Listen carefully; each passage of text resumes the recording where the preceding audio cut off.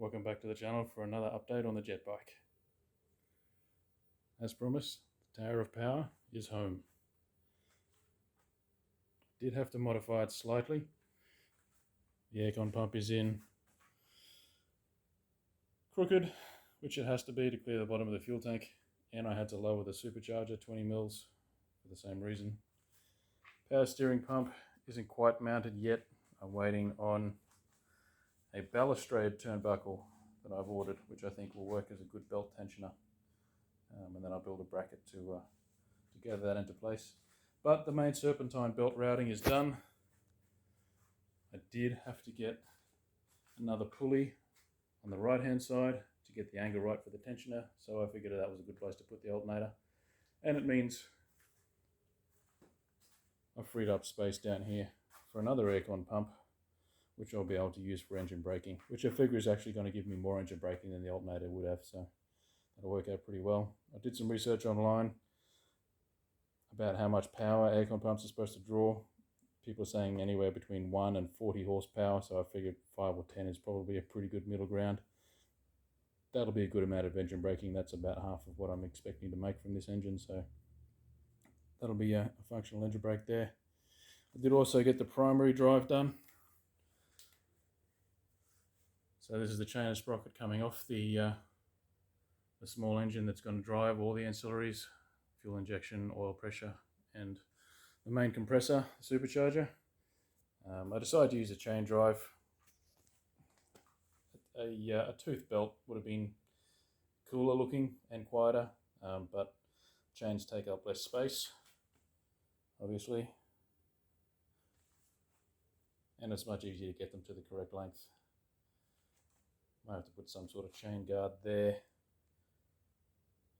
It'll be pretty close to the rider's feet, but I mean, wear shoes, it'll be fine. Also been looking at Intercooler Location. I feel like that's a pretty good place for it. It's kind of a big bulky thing to have to hang off the back of a motorbike, but over there as a sort of cover for the rear wheel seems to work pretty well. It'll be easy enough to make some supports that come off that chassis rail to the top of the intercooler, and for the bottom I'll probably do some sort of bridge between the two cannons, a welded chain or something cool. That'll also be a home for the tail light, which will sit back there. I've also been doing some routing on this exhaust from this little engine. The old exhaust was very restrictive, actually. I'll show you what that used to look like in a minute. But this is where it looks like now. So I'm going to run this down here into the inside of this bend here. I figure that'll be a good low pressure zone for the exhaust to enter and provide the minimum amount of restriction coming out of that small engine. Once I've got that, I'll cut it somewhere near there and put a flange on it so I can get it in and out of the bike. In order to make room for the alternator, you may have noticed I've had to remove the factory airbox.